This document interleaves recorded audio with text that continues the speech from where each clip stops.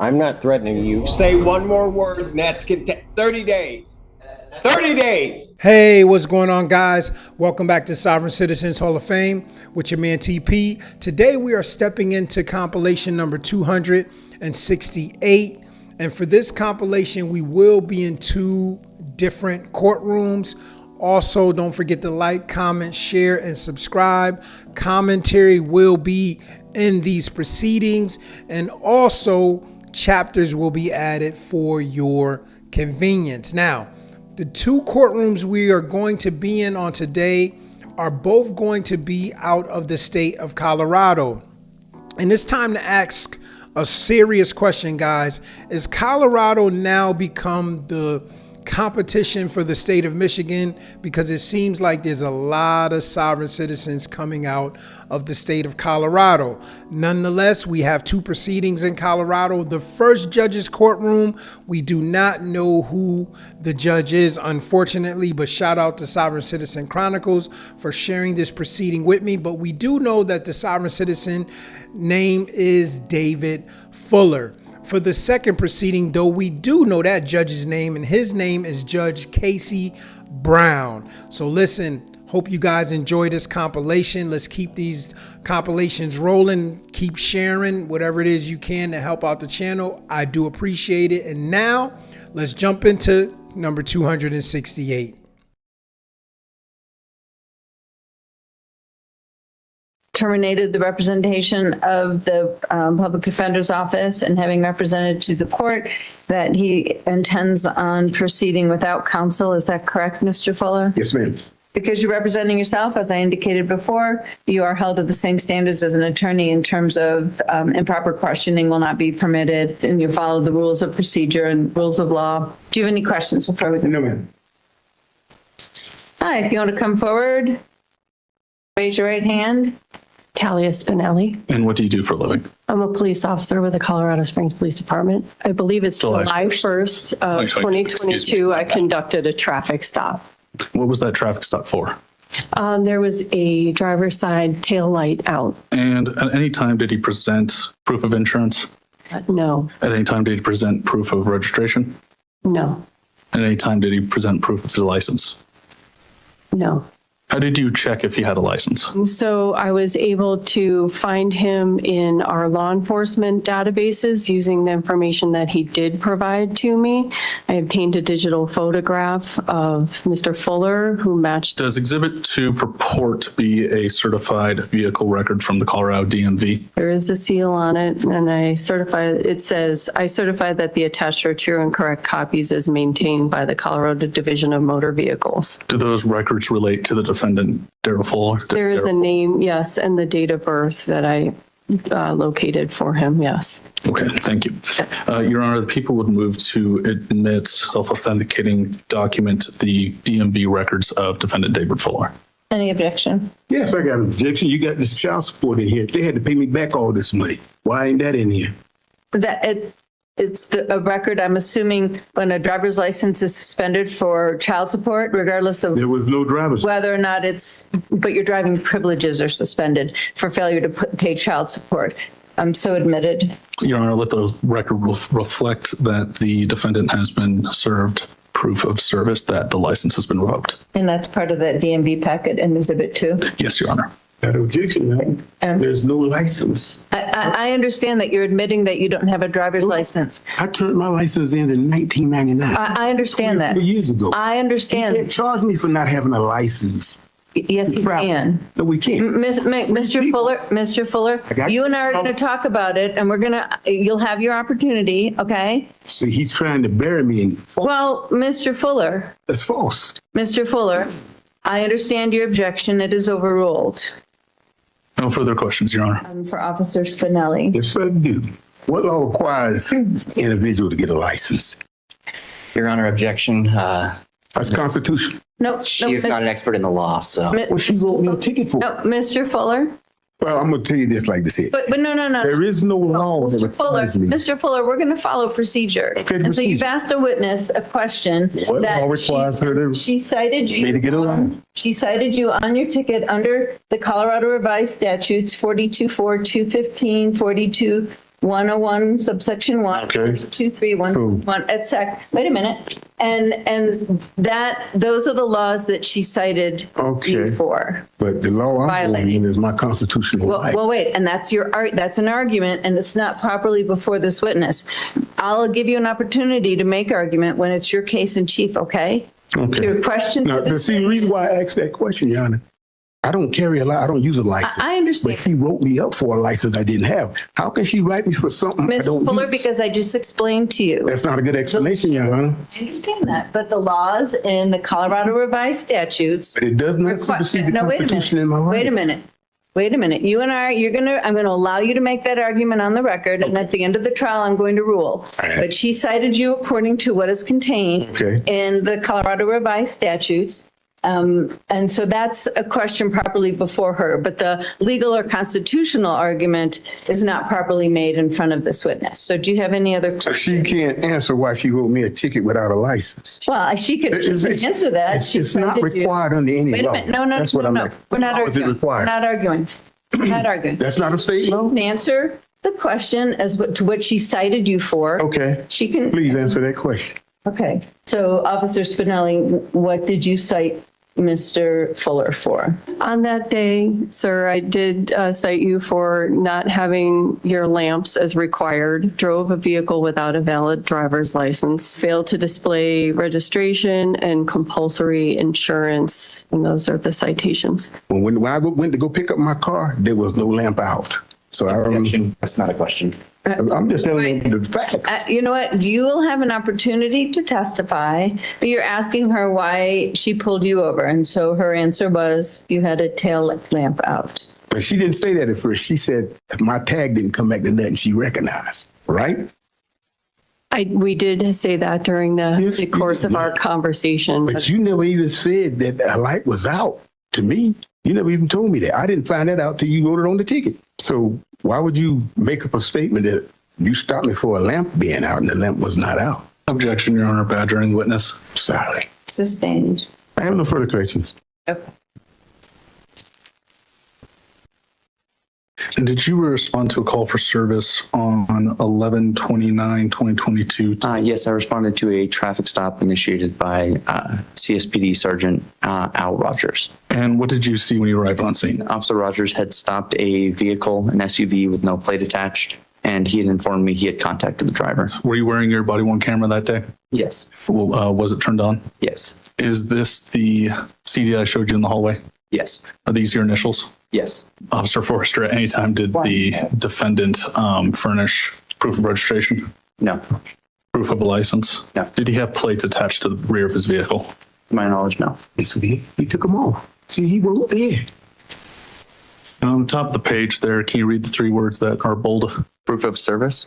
Yes. And towards the bottom of the page, there should be a signature box. Can you tell the court how many of those proof of services have signatures on them? 3 of them have signatures. The rest say refused to sign. Thank you, Officer Fuller. The people would move to admit Exhibit 2. Anytime there's police involvement, you'll always find more than one officer. That's And right. each More than officer one that is on scene He did not is stop. involved in the stop. He did not stop. Objection overruled. I understand that. He did not pull you over first. Objection overruled, so admitted. No further questions, Your Honor. Okay. The statute requires a person to have a driver's license. I do not know the statute off the top of my head, but I do know it's a required statute. Objection, Your Honor, that calls for the witness to be an expert in the law. Well, he does cite. How do they know what to cite?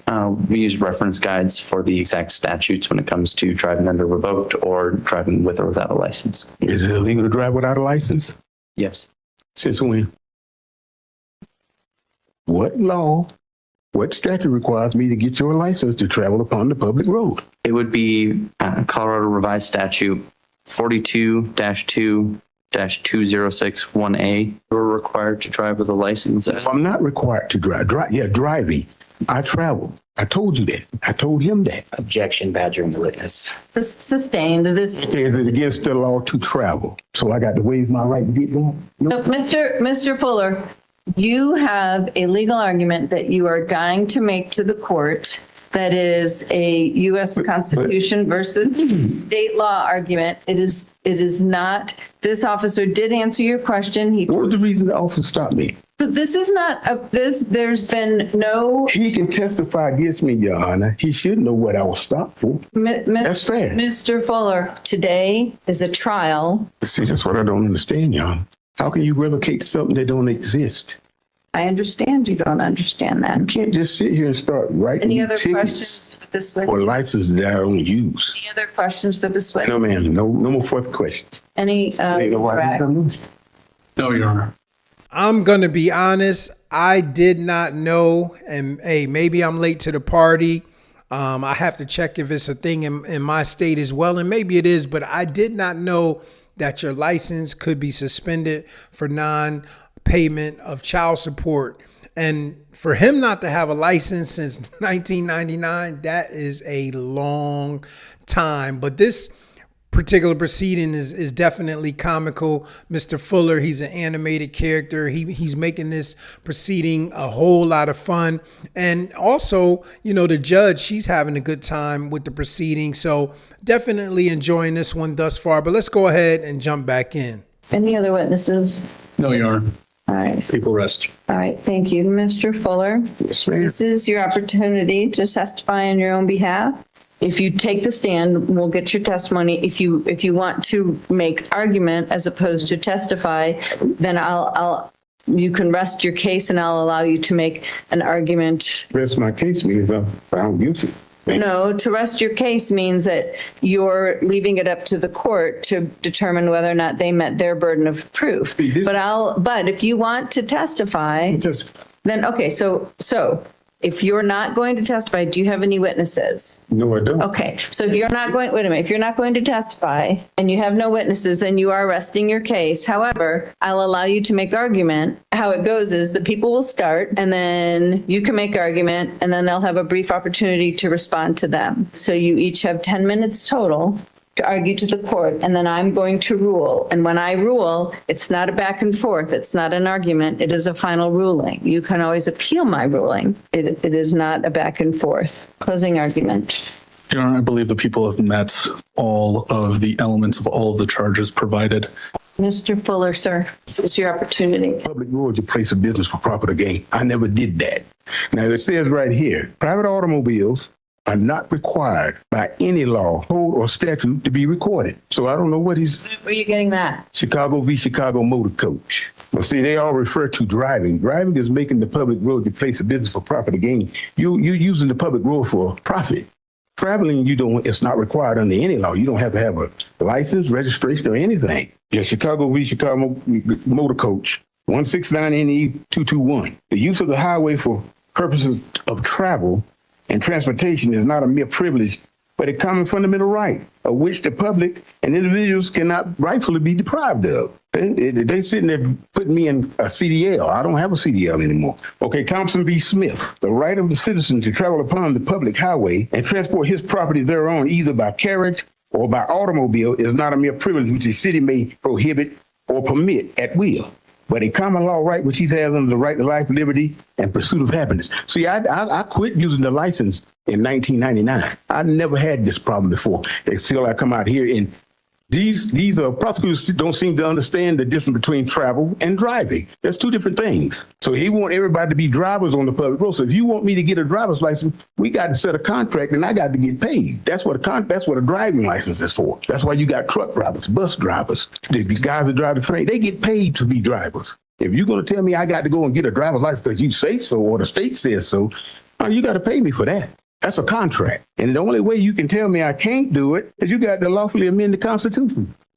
Is that it? And then you got Kent versus Delis. Travel is a part of liberty, which a citizen cannot be deprived without due process under the Fifth Amendment. Then you got Saturan versus Delis. The right to travel is a well-established common right that does not owe its existence to the federal government. It is recognized by the courts as natural rights. And the states can't diminish my rights. They say, oh, you driving. I have not driven a car lawfully since 1999. I've traveled in a car. So you don't agree with that, Yana? You're shaking your head. I don't agree, but go ahead. I want you to... But that's federal, that's state, that's my right.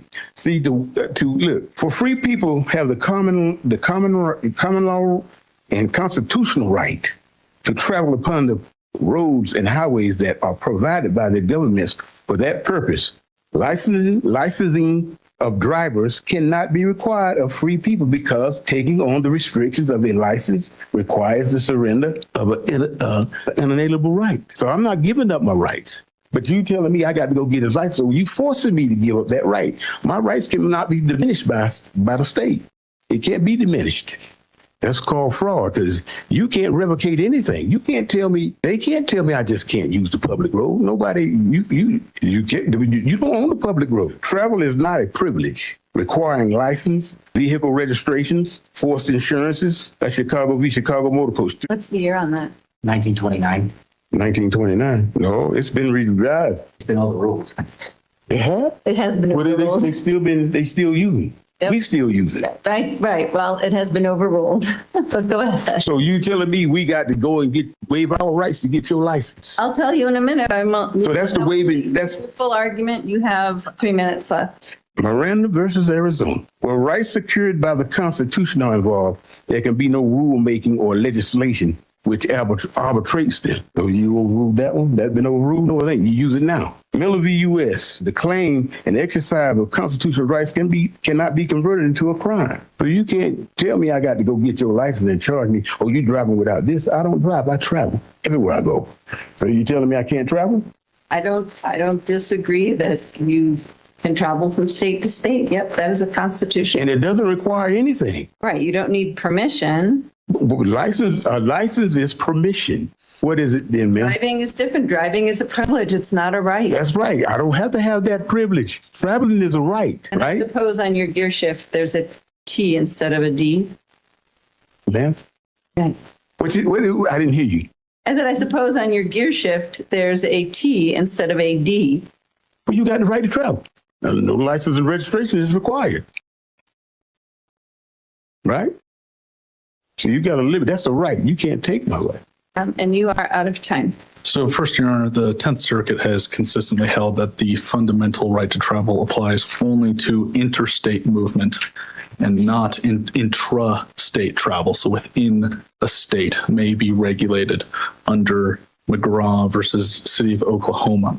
Moreover, Colorado courts have repeatedly confirmed that driving is not a fundamental right. In Crocker versus Colorado Department of Revenue, the Colorado Supreme Court held that, quote, the right to drive an automobile on the state highways does not rise to the status of a fundamental right.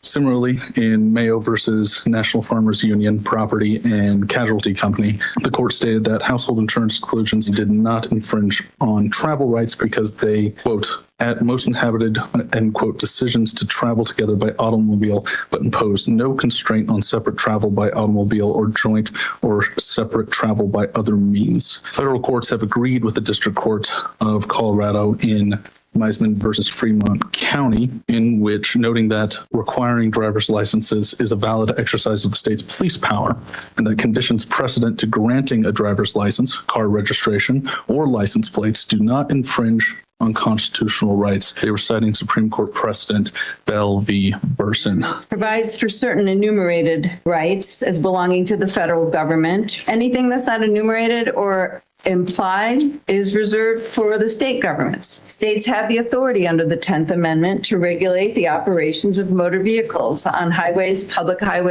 roads within that state. No, I'm not. This is my ruling. You've been asking where it all comes from. I'm telling you where this all comes from. And you are right. Traveling is a right, but driving, it's a privilege. So, Mr. Fuller, the laws of the state of Colorado, the court is finding, were violated. They are laws that are constitutional, and therefore, the court is finding, conviction enters. You repeatedly indicated to the officer that you showed a made-up license. Mr. Fuller, if you don't feel like you need a license, then what is the point of having a fictitious license or a made-up one? It just doesn't make sense. But you did not have a Colorado state or any other state license plate, and that you drove your motor vehicle after. Not registered. It can't be a motor vehicle, y'all. Mr. Fuller, I appreciate your arguments, but they are flawed. That you continued to operate a motor vehicle after revocation of your license by the Department of Motor Vehicles was in effect. You had notice. But I never had a license in Colorado. Can't revocate a license that don't exist. Mr. I had a Fuller, license in 34 years. your argument is flawed in that because you continued to drive and because you continued to pick up points, even though you didn't have a valid license is not something that it's held and you put little checks on it. Even though you may have turned your license in, you had enough points that your driving privileges That's what I want to were, ask you. your driving How can- privileges How were obtain points when I have nothing to revoked obtain points? by the state of Colorado. According did to you your revoke? DMV packet here, there is enough in here to prove to this court that your license was in revocation status you revoked and that those? you had notice of the revocation and either signed or refused to sign the notices and proofs of service. You failed to have properly affixed license plates. You failed to have a valid registration and prove valid registration, and that you were driving after revocation of your driving privileges by the state of Colorado. You had a tail lamp that was not properly working, and you failed to provide a valid policy of insurance. You said you had it, but the law is that you provide proof. She said it was no good. It was on the phone. You said to her, I'm not going to show you. showed her when You- I was You standing said to over- her, I don't have to show you. I don't have You to show said- you, but I showed it You to said, her. I She don't "You need a license. That's a f***ing right, lady. You got to learn the law.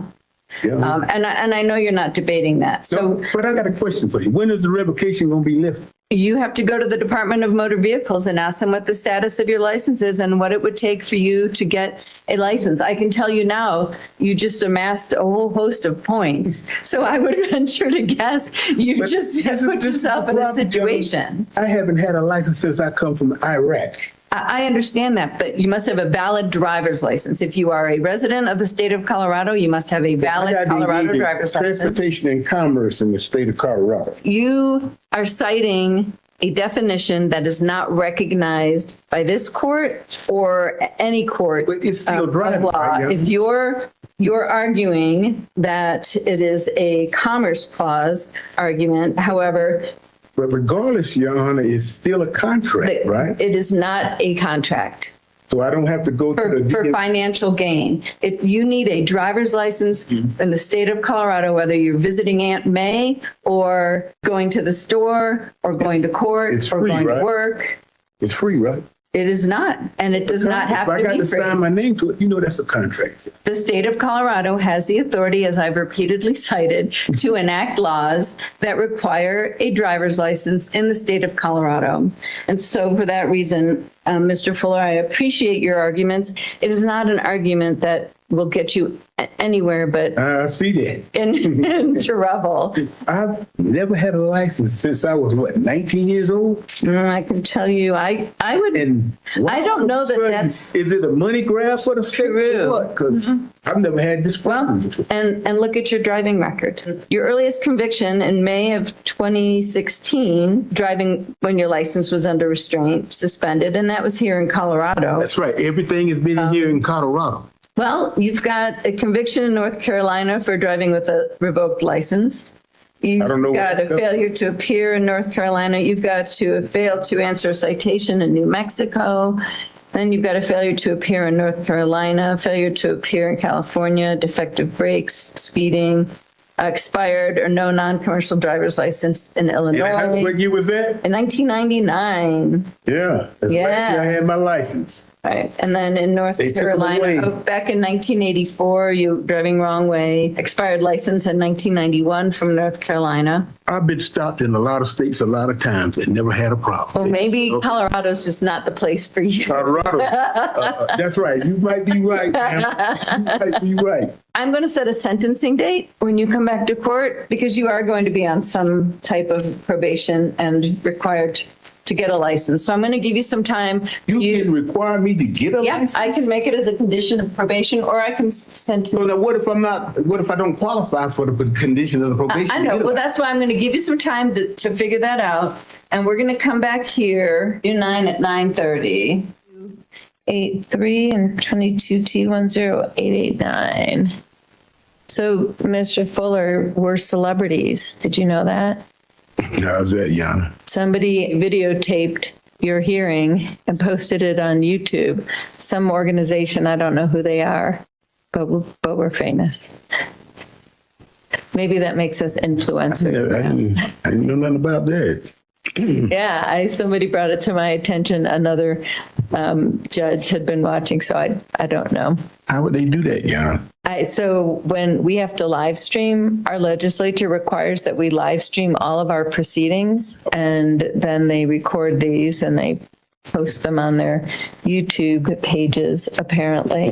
In any event, were you able to get to the DMV? What have you done since our last? I didn't know I had to go up. Yeah, well, I told you that it would benefit you greatly to figure out what it would take for you to get your license. Well, I don't have anything pending on, so it shouldn't be no problem. But I didn't know I had to go up there. Yeah, I didn't hear that. I guess I wasn't paying attention. Yeah, because all of these carry the possibility of jail. I'd rather not throw you in jail unless you want to just go to jail and be done with it. I'd rather have you get your license and See, that's not an easy thing out here. You have to wait. You just told me it was easy. No, but I'm saying the appointment. It's easy to go to the DMV. Well, that's what we talked about it.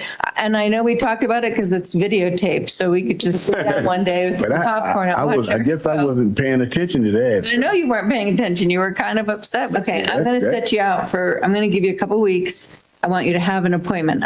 You don't need to have been seen, but you were to have an appointment. It's the only way you're going to stay out of jail is to get this license. It took 2 months to get the ID card. Okay, well, let's see what happens. All right. Well, if it's too much of a problem, we'll just cut it then. All right. I want you to come in on July 1st at 11:30. Well, guys, we've come to the end of both of these proceedings. I must say that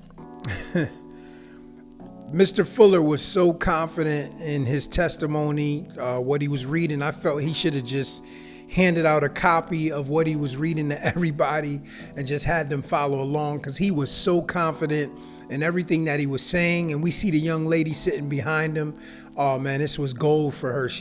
This is one of those days in court. I don't know if she worked there or was waiting on the case, but this is definitely one of her funnest times of being in court, whether she's a defendant or an attorney. And we see the judge in the second appearance brought up the whole YouTube thing. I don't know who it was that shared the first proceeding where it went viral, or was it multiple proceedings? She only mentioned one, but she definitely loves the attention, which some judges do and some judges don't. You have a lot of judges now that, they get rid of the proceedings as soon as they're over. So everybody doesn't like the lights, as we would say, but this judge definitely enjoyed it. She's enjoying her time with Mr. Fuller. Hopefully he gets everything settled and squared away, which I don't know, that's maybe a 80-20% chance of happening. But as always, I appreciate you guys joining me here at Sovereign Citizens Hall of Fame. And listen, let's get ready to jump into this next proceeding.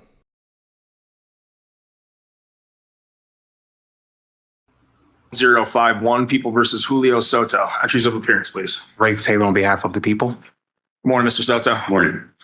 We're scheduled this morning for appearance on bond. I believe this is Mr. Soto's first appearance before the court. Mr. Taylor. Your Honor, I have a Rule 5 advisement and mandatory protection order. The defendant was unwilling to sign. If I may approach. Yes, please. Thank you. All right, Mr. Soto, we're going to talk about a couple of these documents that we need to address for your first appearance this morning. I'll note for the record, Mr. Soto does appear out of custody and pro se, having posted an appearance bond on May 22nd. Mr. Soto, the first of these documents we need to address is this Rule 5 advisement under Rule 5C2. Did you have an opportunity to review this advisement? I did. All right. And do you understand each of the bulleted paragraphs on this page? All right. Well, I'm going to go ahead and explain them to you then. So the following is an advisement of your rights. Please listen carefully, as these rights will pertain to you and your case.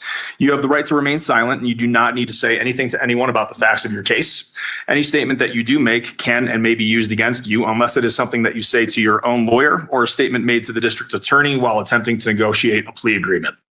You have a right to be represented by an attorney. If you cannot afford an attorney and you are considered indigent based on state guidelines, you may request that an attorney be appointed to represent you. If the public defender is appointed to represent you while you are in custody, which is obviously not the case here, then you are released from custody. You must then travel to the public defender's office and reapply if you wish to continue to have such representation. The district attorney represents the state of Colorado and does not represent you. The district attorney cannot give you legal advice. In most cases, you have the right to have a reasonable bail set. We may discuss bail today when your case is called. If you are a defendant on a victim's Bill of Rights case and bond has already been set by schedule or on a warrant, the bail cannot be discussed until the court can find compliance with the victim's Bill of Rights. If this applies to you, then your case would be set over expeditiously on the issue of bond to allow for compliance. You have the right to a speedy and public jury trial, or if the district attorney agrees, a trial to the court. You are presumed innocent, and if you plead not guilty, you have the right to require the district attorney to prove your guilt beyond a reasonable doubt. At trial, you have the right to cross-examine witnesses, the right to testify on your own behalf, the right to subpoena witnesses to testify on your behalf, and the right to appeal any rulings or decisions in the event of a conviction. If you are charged with a petty offense, you are entitled to a jury trial if, within 21 days after entry of a plea of not guilty, you make a request to the court for a jury trial in writing and tender to the court a jury fee of $25 unless the fee is waived by the judge because you are indigent. In petty offenses, you have a right to a jury of 3 unless a greater number not to exceed 6 is requested by you in the written jury demand. If you are alleged to have violated any law pursuant to Title 18 of the Colorado Revised Statutes, the law requires a mandatory protection order will enter against you. This protection order will state that you will not harass, molest, intimidate, retaliate against, or tamper with any witness to or victim of the acts that you are charged with committing. And other conditions may also be ordered by the court as part of that protection order. Compliance with the mandatory protection order will be made a condition of any bond posted in your case. And if you fail to comply, your bond could be revoked or new charges could be filed against you, or contempt proceedings could result, or any combination of those events could occur. You may be able to resolve your case by plea agreement, but please keep in mind that any plea of guilty which you may enter may be, or rather must be, a voluntary plea and not the results of any threats, coercion, or undue influence on the part of anyone. Any agreements that you make with the district attorney must be in writing. After you have read these rights, you may have a conference with the district attorney to determine if you and the district attorney can reach an agreement regarding your case. This could be an opportunity for you to obtain more information about your case. You do not have to speak with the district attorney if you choose not to. And after you have been read this advisement, whether you choose to speak with the district attorney or not, your case will be called up by the court to either accept an agreement or set the matter for future court proceedings, such as motions, trial, appearance of counsel, or another setting. And so do you have any questions for me based on any of those advisements? No, I don't. Sir, have you ever served in the U.S. Armed Forces, or are you a veteran? No. I'm going to mark this form no. And I'm going to stamp this as reviewed with and acknowledged by Mr. Soto on the record today. Hold on. Do you say if I have any questions? Yeah. So under the Sixth Amendment of the United States Constitution, it grants me the right to know the nature of the cause of the action you're bringing against me, and grants me the court to the duty to tell me. I don't understand the nature of the cause of this action which has been brought to me. So you're asking what the nature of the proceeding is? Yeah. We're going to get to that in just a moment when we talk about the charges that have been filed against you. In terms of your rights, do you have any other questions about those rights that I just read? Like I said, I don't understand What don't you understand? the nature of the charges that you bring Yeah, against me. we're going to discuss your charges in just a moment. But in terms of the advisement I just read to you, in terms of the rights we just discussed, do you have any questions about that? No questions on that? All right, I'm going to go ahead and stamp this as reviewed with and acknowledged by Mr. Soto on the record today. All right, the next order of business is the 4-count complaint and information. Sir, did you receive a copy of the 4-count complaint in this case? Has 4 charges on it? I did. Okay. And so you're asking about the nature of those charges? Is that the question? Yes. Understood. So you're charged with 4 counts in this case. The top counts charged against you are, or the top count charged against you is a class 4 felony assault in the second degree. That particular offense carries a maximum penalty of between 2 and 8 years in the Department of Corrections, a maximum fine of $500,000, and 3 years of mandatory parole. And that count alleges that on or about November 16th of 2025, you, Mr. Soto, with intent to cause bodily injury to another person, unlawfully and feloniously caused bodily injury to Salvador Rodriguez Gonzalez by means of a deadly weapon, namely a firearm. And so that is count one. And I misspoke. Count one is punishable by 5 to 16 years in the Department of Corrections with that same fine and mandatory period of parole.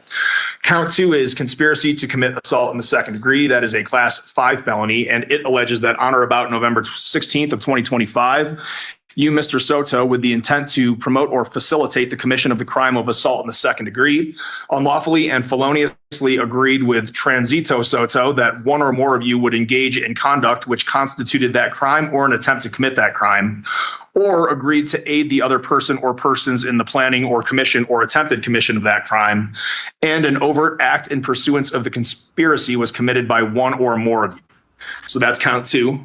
Count three is felony menacing. That's a class 5 felony. It alleges that on that same date, November 16th, 2025, you, Mr. Soto, by any threat or physical action, unlawfully, feloniously, and knowingly placed or attempted to place Salvador Rodriguez Gonzalez in fear of imminent serious bodily injury by use of a firearm.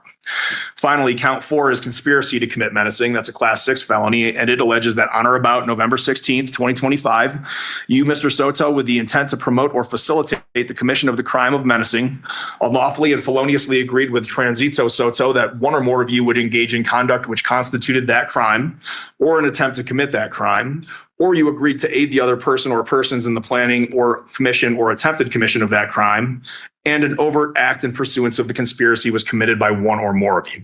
So those are the 4 counts charged against you. Do you have any additional questions with respect to the nature of those counts?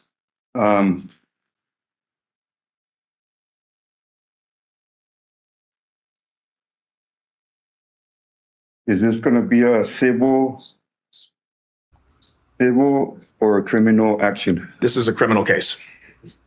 Criminal? So there's 2 criminal jurisdictions in this constitution. There's 3 jurisdictions. If it's a civil, you must immediately dismiss this case. We're not going to dismiss the case today, sir. Do you have any other questions? So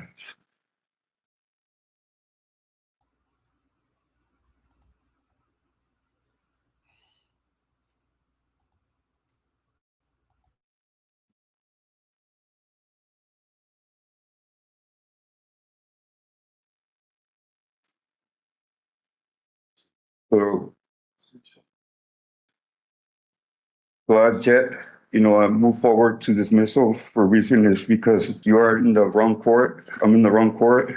They can bring the same case against me by the same judge. All right. If you believe there's some kind of defect with respect to jurisdiction, you're welcome to file a pleading. I don't perceive any defect this morning. You're charged with a crime that occurred or is alleged to have occurred in Arapahoe County. This is a criminal court in Arapahoe County. And so the court finds adequate jurisdiction. But if you believe there's a jurisdictional defect, you're welcome to file a pleading. Do you have any additional questions about the nature of those 4 counts that were charged against you? Okay, for the record, let the court show that the action in this criminal action, the conspiracy against the court to criminal jurisdiction to dismiss this case. To the extent you're moving to dismiss the case, that motion is denied. Do you have any questions about the 4 counts that I just described to you? At this point, no. Okay. This mandatory protection order will contain some things that you'll need to comply with as a condition of your bond. Do the people have any record or VRA record with respect to the protection order? We do not, Your Honor. Thank you. All right. And so, Mr. Soto, this order will name you as the restrained person. It will name Salvador Rodriguez Gonzalez as the protected person. The order does not involve a crime of domestic violence, but it does involve a Victims' Rights Act offense. And the order will contain the following terms. First, that you shall not harass, molest, intimidate, retaliate against, or tamper with any witness to or victim of the acts that you are accused of committing. Second, you will vacate the home of the victims and witnesses and stay away from any location they are likely to be found. And third, you will not contact or have direct or indirect communication with the victims or witnesses. Beyond that, you will not possess, purchase, or control a firearm, other weapon, or ammunition. And finally, you will be restrained from Scooter's Sports Bar and Grill at 13698 East Alameda Avenue in Aurora, Colorado.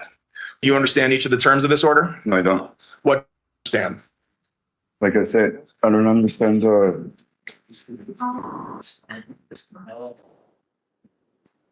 I'm not asking you about anything on those papers, sir. I'm asking you about what you don't understand about the terms of this protection order I just read to you.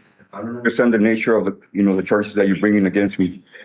I just asked you a moment ago if you had any additional questions about the charges. We've now moved on to the protection order.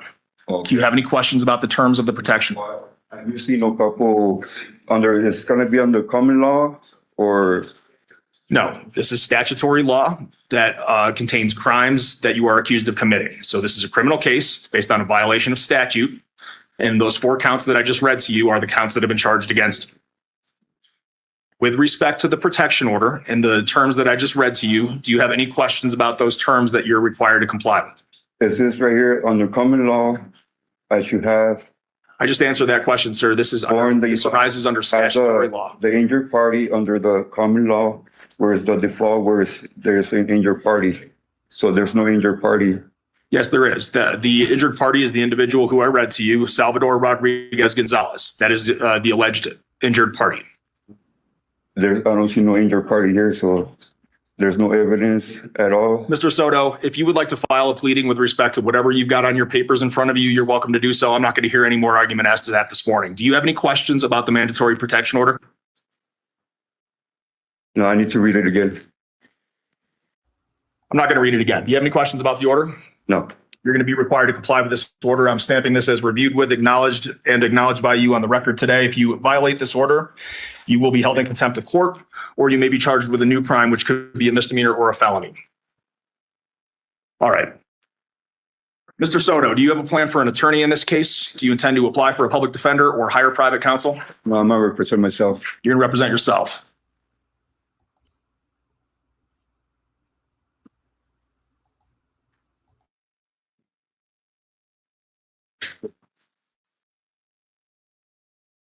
All right. Well, I'm going to provide you with the Arguello advisement, which is the advisement that must be provided to an individual when they have indicated that they wish to represent themselves in a case such as this. So, sir, you have a right to have a lawyer, but you must prove to the court that you're working hard to find a lawyer. In this case, you're saying that you don't want one. And you can work hard to show the court that you are trying to find a lawyer by applying to the Arapahoe County Public Defender's Office. If you qualify based on your income level, you've indicated that you do not wish to do that. The other option is by hiring a private lawyer to represent you. You have indicated that you don't wish to do that either. And so ultimately, the court will treat that as giving up your right to a lawyer this morning. You've indicated that you wish to proceed pro se and represent yourself. The highest charged against you is a class 4 felony, second degree assault with a deadly weapon. I'm just going to fill out this form. I'll be back with you in just a moment. All right. As I mentioned previously, assault in the second degree with a deadly weapon is the top count charged against you. That's a class 4 felony. It carries a maximum sentence of 5 to 16 years in the Department of Corrections and a maximum fine of $500,000. And so I have a couple of questions for you. What was the last year of school or education you completed? No comment on that. What was the last year of school you completed, sir?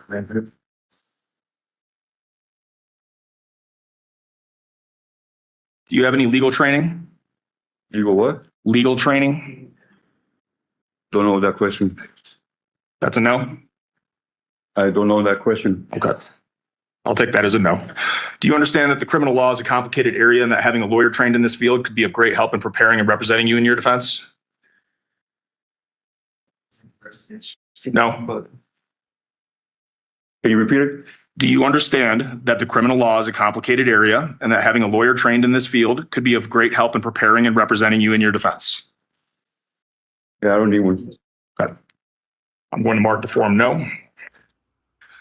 Finally, sir, you will go on to the next step of this case without a lawyer. You will take a serious risk that you will not present your case well, including risking your right to cross-examine witnesses and address those witnesses against you, risking your right to have someone testify for you, even if they do not want to by way of a subpoena, and risking your right to remain silent since anything you say can be used against you. And so ultimately, with respect to your decision to represent yourself this morning, are you under the influence of any drug, alcohol, or medication that's affecting your decision? No. All right, Mr. Taylor, what I'm going to do is ask you to approach, and Mr. Soto, I'm going to have you sign this document that you have decided to proceed pro se. Your Honor, if I may approach? Yes, please. Thank you. All right, and apart from setting this matter for preliminary hearing, are there any other issues from the people this morning? No, Your Honor. Thank you. All right, let's go ahead and set for a preliminary hearing from the people. Are there any dates you'd like to propose? All right, June 25th, 1:30 p.m. for preliminary hearing. Mr. Soto, we will print you off a setting slip that'll have that next hearing date on it, June 25th at 1:30 p.m. And we will see you back here then. Your bond will be continued through the preliminary hearing date. Have a good day, sir. As well. Ready on Mr. Madrid's case?